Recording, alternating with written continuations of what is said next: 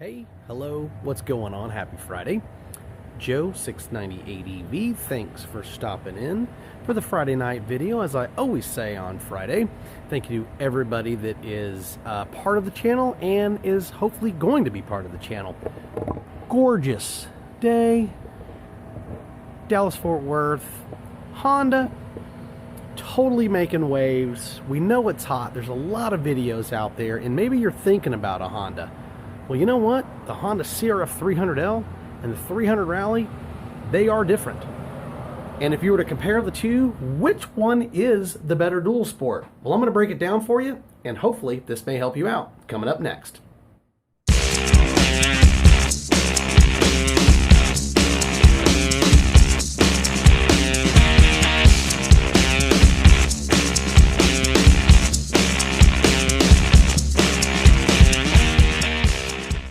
Hey, what's going on? Joe 690ADV. Thanks for stopping in. Thanks for being part of the Friday night video.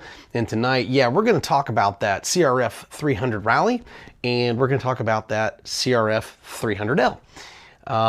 They are not the exact same bike. They share a lot of the same similarities, but they are definitely two different bikes. So we're going to talk about them, and we're going to find out really which one is the better dual sport, or are they even a dual sport? So maybe you're thinking about that Honda, and it's getting a lot of buzz for sure, 100%.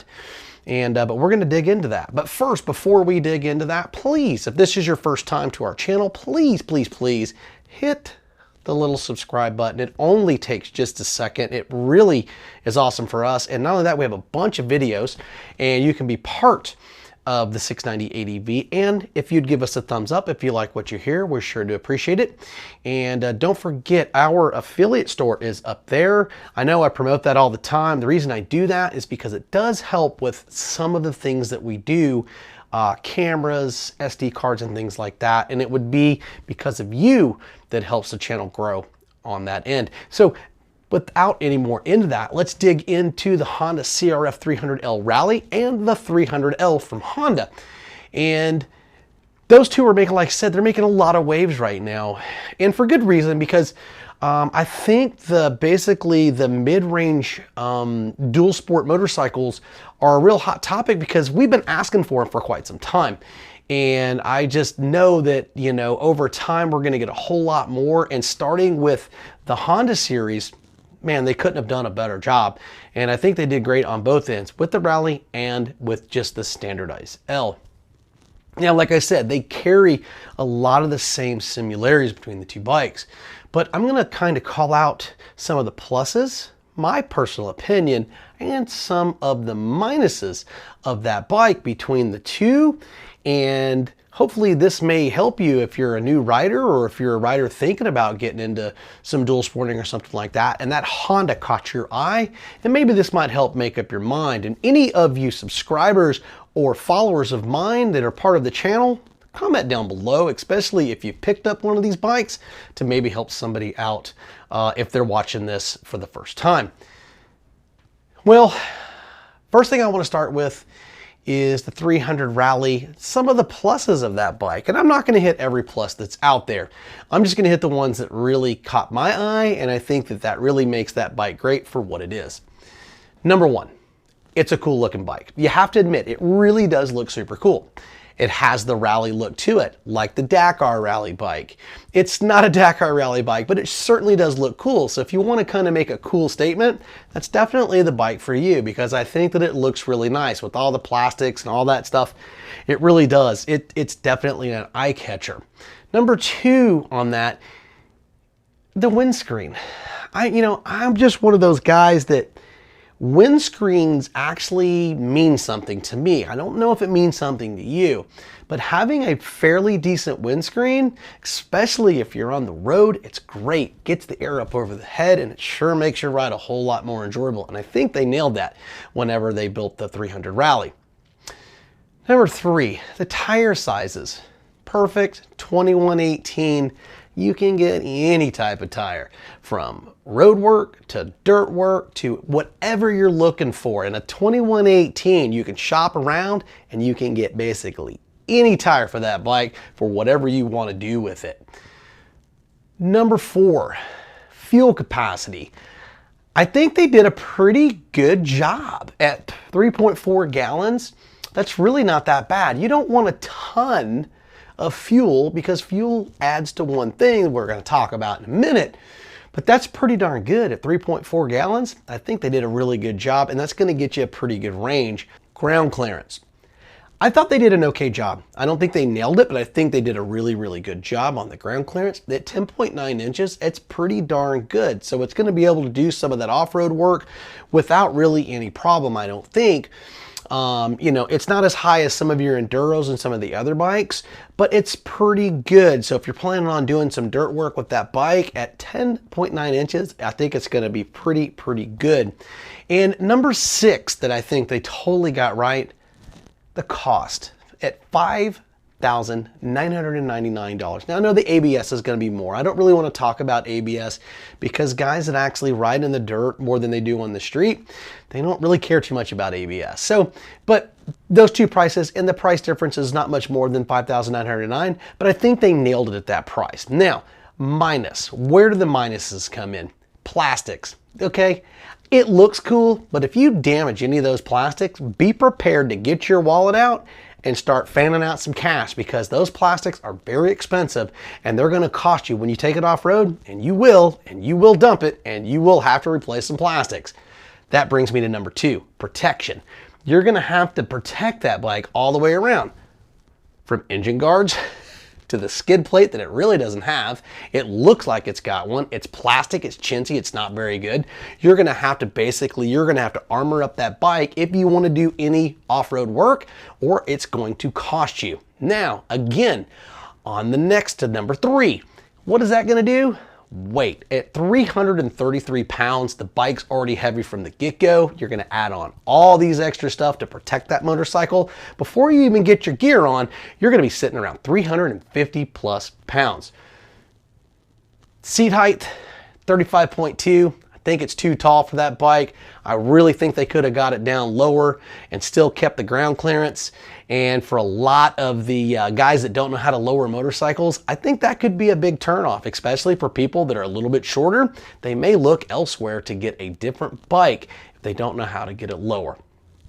Now, especially if you want to take it in the dirt. 300L. Pluses. Well, it's got the classic dirt bike look. I like that. I got my 690 over there. I got my 250L over there. I like the dirt look. That's just personally me, but it looks cool, so that's my thing. So I think that classic dirt bike look is fantastic. 2, no windscreen. No windscreen equals one thing. It was designed for one thing only, the dirt. It was designed for the dirt, and I like that because that's when you get out and you get to play and you get to have a whole lot of fun. So whatever you want to do, if you don't have a windscreen, guess what? It basically means that they thought about the dirt before they thought about the road. Tire size, same as the Rally, 2118. I'm not going to beat that dead horse. Get anything you want for that bike. Fuel, pretty much the same as the 250, the 250L at 2.1 gallons. It's not a ton of fuel, but it's enough fuel. How's that? And I know that thing's gonna get around 60, 65 miles to the gallon. Strap on a gallon, you're gonna be just fine with that right there. I think it's okay. Nailed it on the ground clearance. At 11.2 inches, it's pretty much the same as the 690R right there. It'll go pretty much over anything. It will really, that's the magic number. 11 inches and up is really fantastic. That works perfect for any off-road, and that basically shows me that no windscreen and the ground clearance, definitely they had their mind sitting in the dirt. Okay, weight, they did a great job. For that bike right there at 309 pounds, they nailed it. I don't care what anyone says, you gotta have a little bit of weight, but they got that 300L lighter than the 250L. Thank you, Honda, you nailed it. Minuses. Well, 250L, we took it to Big Bend. It does work, and that 250L has done some road work. It's not great on the road. Don't kid yourself, and I don't care what anyone tells you. I'm telling you from experience, it will do the road. It's just not really that fantastic. Be prepared. It's gonna catch up with you if you're putting down some miles and you're on the road for a long period of time. Now, The factory bash plate is garbage. You definitely got to get a new bash plate because it's not very good. As far as engine guards and stuff, really not needed on that bike. But the bash plate, it's plastic, it's chintzy, it's just not very good. Back to the road work. Seat. You're definitely going to have to get a new seat. They're not very comfortable, especially if you're sitting in the saddle for longer than, say, 60 minutes to 2 hours. You're going to feel it. You're going to get a little bit saddle sore, so be prepared for that. It's pretty much 100% guarantee. Now, the seat height, both bikes. I don't really think they did a fantastic job on the seat height on either bike.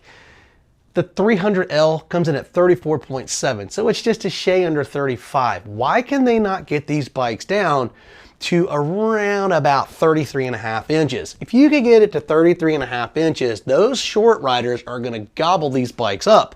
That means it comes down to lowering the motorcycle. So you're going to either have to learn how to lower the motorcycle or deal with the height. But I really think that the manufacturers need to work on getting the ground clearance up and getting the seat a little bit lower. Work that into the frame. That's my personal opinion. Which one's the better dual sport? That's really what the question comes down to. They're both the best dual sport. And let me tell you why. Because if you're thinking about the Honda CRF Rally, then basically your mindset is going to be for doing much more road than off-road work.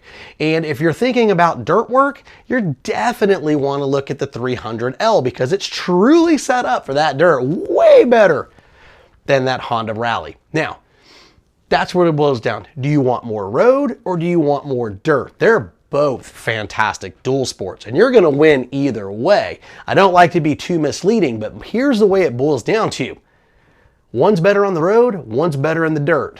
Rally for road, 300L for basically getting in the dirt. They'll both do the opposite just fine, but they're going to shine for what they were actually built for.